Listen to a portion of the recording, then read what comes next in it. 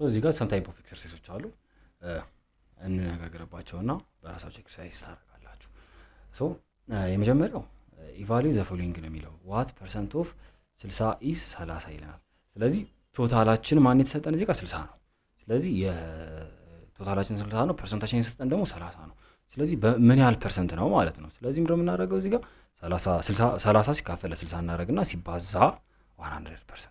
ስለዚህ 0.5 ታይምስ 100% ይላል 50% ማለት ነው። ስለዚህ 30 የ60 ምንድነው ሃፉ ነው ወይም ደግሞ ግማሹ 50% ነው። 60 ወደ 100 ብንቀይረው አንድ ተማሪ ያለ ለምሳሌ ከ60 ፈተና ተፈትኖ 30 ቢያገኝ ይህን ፈተና አስተማሪው ከ100 ቀይረለታለሁ ቢል ከ100 ስንት ያገኛል ማለት ነው? 50 ያገኛል ማለት ነው። ወደ 50 ወደ 100 ስንቀይረው ምክንያቱም ፐርሰንት ስንል አውት ኦፍ 100 ነው። ስለዚህ ሌሎችም የቢም በዛው ልክ ይሰራል። የሁለተኛው ደግሞ a woman saves ብር 300 from her monthly salary if her monthly salary is 7500 then find her saving in percent።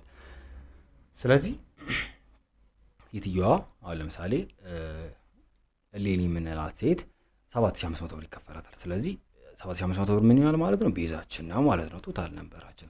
ከዛ ላይ ፐርሰንታችን 3% ነው። ፐርሰንታችን ስንት? 300 ብር ነው። ስለዚህ 300 ብር ብትቆጥብ ስንት ይኖራል ማለት? ስለዚህ በፐርሰንት ነው። ሶ ከላይኛው ጋር ተመሳሳይ ነው ማለት ነው። ስለዚህ ምንድነው የምናደርገው? 300 ሲካፈል 7500 ሲካፈል ማን ነው ሲባዛ በ100% አድርገን በፐርሰንት እናገኛለን ማለት ነው በዚህ። ስለዚህ የሁለተኛው ወርልድ ፕሮብሌም ሆነ የላይኛው ዳይሬክትሊ ይጠየቃል። ዜር ኢዝ ኖ ዲፈረንስ ማለት ነው።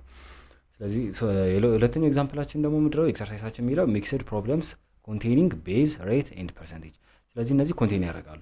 እዚህ አንድ ኤግዛምፕል ሰርተን እንሂድና ሌላውን በራሳችሁ ኤክሰርሳይዝ ታደርጋላችሁ። ሶ ዴታ ኢዝ ዘ ሰከንድ ዋን።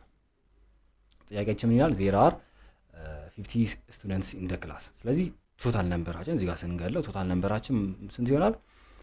50%። ያ ደግሞ ቤዛችን ነው ማለት ነው። ኢፍ 8% ኦፍ 8% አር አብሰንት ኦን ፓርቲኩላር ዴይ። አሁን ለምሳሌ ገና ነበረ እንበልና ሮብ ሆኖ ሐሙስ ክላስ ግቡ ሲባል 8% የሚሆኑ ተማሪዎች ቀሩ።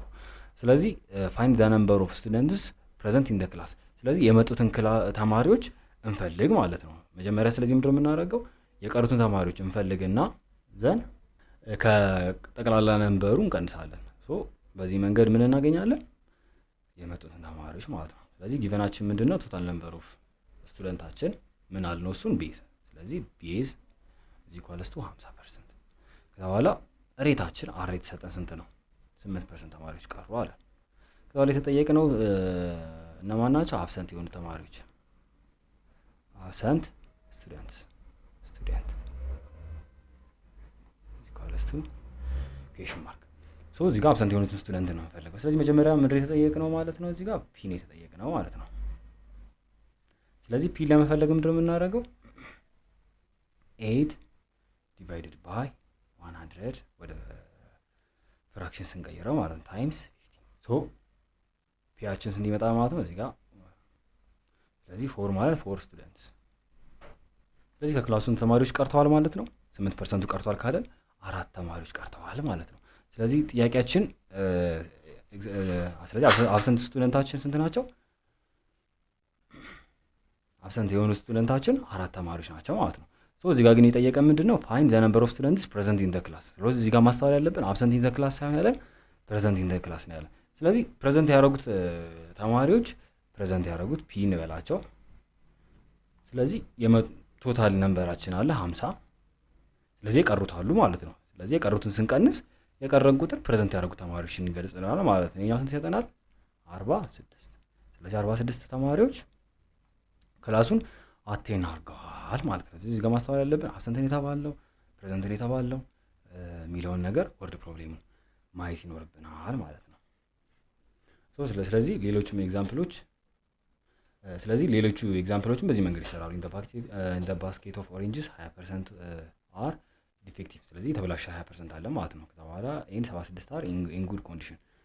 ከዛ ፋይንድ ዘ ቶታል ነምበር ኦፍ ኦሬንጅ። ስለዚህ ቶታል ነምበር ሲለን ቤዛችን ነው ማለት ነው። ስለዚህ ቤዛችን ነው የምንጠይቀው።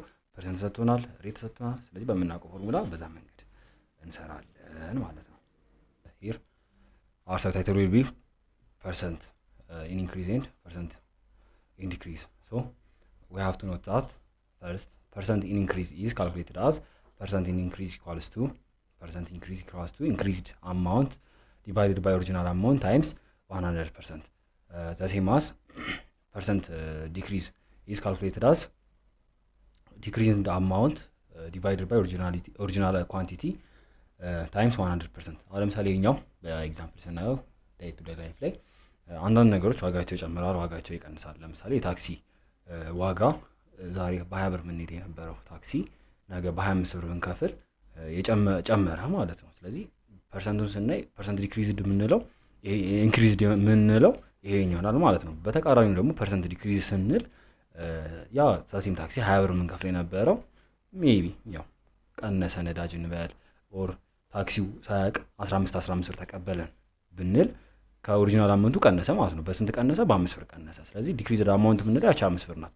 ስለዚህ ፐርሰንት ዲክሪዝ ስንል እንደዚህ ከኦሪጂናል ቫልዩአችን ሲቀንስና ሲጨምር ፐርሰንት ኢንክሪዝ እና ፐርሰንት ዲክሪዝ የሚሉ ሐሳቦችን ይሰጡናል ማለት ነው። ስለዚህ ኤግዛምፕል ስናይ የመጀመሪያው ለምሳሌ ከ250 ወደ 400 ሄደ።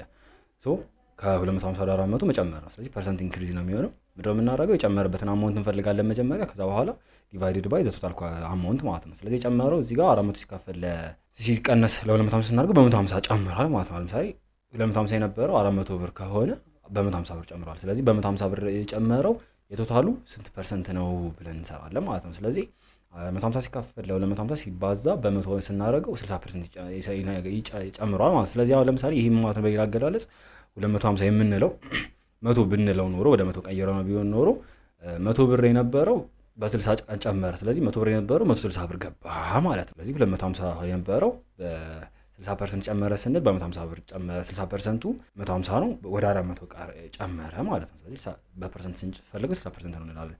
ስለዚህ ሌላኛው ፐርሰንት ዲክሪዝ ደግሞ ከ400 ወደ 250 ቢቀንስ ስንት ቀነሰ ማለት ነው። ስለዚህ በተመሳሳይ መንገድ እንቀንስና 150 ነው የቀነሰው 150 ብር ነው የቀነሰው ብለን ብንል ስለዚህ 150 ሲካፈል እዚህ ጋር የምናደርገው ለስንት ነው? ለ400 ነው። ኦሪጂናል ኳንቲቲያችን 400 ነው። ስለዚህ ከ400 ስለዚህ ብሎ የተነሳበት ፍሮም ብሎ የተነሳበት ኦሪጂናል ኳንቲቲያችን ወስደን እናካፍልና 37.5% ሰጠን ማለት ነው። ስለዚህ 150 የ400 37.5% ነው ማለት ነው። ስለዚህ ማስተዋል ያለብን እዚህ ጋር ፐርሰንቱ የተለያየው ኦሪጂናል አማውንታችን ነው ማለት ነው። የመጀመሪያው ኤግዛምፕል ማለት ነው ኦሪጂናል አማውንታችን 250 ነው። የሁለተኛው ደግሞ 400 ነው። ስለዚህ በዚህ ዲፈረንስ ምክንያት ፐርሰንታችን ሊለያይ ይችላል ማለት ነው። ስለዚህ ፐርሰንት ዲክሪዝ ስናደርግ የቀነሰውን አማውንት ቀንሰን እንፈልጋለን ማለት ነው ቫልዩአችንን። ስለዚህ እዚህ ጋር ኤክሰርሳይሶች አሉ መጽሐፋችን ላይ የሚገኙ መጀመሪያው ፋይንድ ዘ ፐርሰንት ቼንጅ ፍሮም 80 to 100 ነው። ስለዚህ ፐርሰንት ኢንክሪዝ ነው የሚሆነው ማለት ነው። የሲ ደግሞ ስናየው በተቃራኒው ፐርሰንት ዲክሪዝ ነው ከ500 ወደ 300 ስለሆነ ስለዚህ እዚህ ጋር ምንድነው የምናደርገው? 100 ሲቀነስ 80 እናደርጋለን። 20 ሲካፈል 20 ይሆናል። 20 ሲባዛ በ100% እናደርጋለን። ስለዚህ 20% ጨምሯል ማለት ነው። ስለዚህ በ100% ስለሆነ 20 ብር ነው የጨመረው 20% ነው ማለት ነው። ኤሲ ደግሞ ስናየው ፐርሰንት ዲክሪዝ ነው። ስለዚህ ምንድነው የምናደርገው? ከ500 ወደ 300 ሲቀነስ በስንት ቀነሰ? በ200። ስለዚህ 200 ሲካፈል ለ500 እናደርግና 2 ሲካፈል ለ5 ሲባዛ በ100 ይሰጠናል። ስለዚህ ይሄኛው ደግሞ 40% አካባቢ ነው የሚወስደው። ስለዚህ 40% ቀነሰ ማለት ነው። ስለዚህ በእንደዚህ አይነት መንገድ እንሰራለን። ሁለተኛውም በዛ መንገድ ይሰራል። ሶስተኛውም ብናየው ለምሳሌ ዘ ነምበር ኦፍ ስቱደንትስ ፌል ኢን ዘ ማቴማቲክስ ቴስት። ስለዚህ ፌል አለ፣ ኢንክሪዝ አለ፣ ምን አለ። ስለዚህ ኢንክሪዝ እና ዲክሪዝ ነው ያደርጋለሁ። ስለዚህ ፌል ሲለን ከነበረው ተማሪ የሆነ ቁጥር ይቀንሳል ማለት ነው። ሁሉም ስለማያልፍ ከቶታል ተማሪ 50% ቢኖረን ስለዚህ አሁን ለምሳሌ በኤግዛምፕላችን ስናየው 20 ወደ 12 ቀነሰ። ስለ ነምበር ኦፍ ስቱደንትስ ፌል ኢን ማቴማቲክስ ቴስት ዲክሪዝ። ስለዚህ አሁን ለምሳሌ መጀመሪያ ሲፈተኑ 20 ተማሪዎች ወድቀው ነበር። ሁለተኛ ሲፈተኑ ስንት ተማሪዎች ወደቁ ማለት ነው? 12 ተማሪዎች ወደቁ ማለት ነው። ስለዚህ ቀነሰ የወደቁ ተማሪዎች። ስለዚህ ጋር ምንድነው የምናደርገው? 20 ሲካፈል ሲቀነስ 20 ሲቀነስ ለ12 እና ሲቀነስ 12 እናደርጋለን 8 ይሰጠናል። 8 ሲባዛ ሲካፈል ለ100 ሲባዛ በ100 ስናደርገው 8% ሲካፈል ለ100 ስናደርገው 8% ይሰጠናል። ስለዚህ በ8% ቀንሷል ማለት ነው። ስለዚህ በዚህ መንገድ እንሰራለን። ስለዚህ ወርድ ፕሮብሌም ቢሰጠን ቀጥታ ቁጥሮችን ቢሰጡን ጊቨናችንን በማውጣት ኤክሰርሳይሳችንን እንሰራለን ማለት። ስለዚህ ወርድ ፕሮብሌሙን ለምንሰራ መጀመሪያ አንደርስታንድ እናደርጋለን፣ ከዛ ጊቨናችንን እናውጣለን፣ ከዛ በኋላ ሪኳየርዳችን ምንድነው የተጠየቅነው የሚለውን ነገር እንፈልግና እንሰራለን ማለት ነው።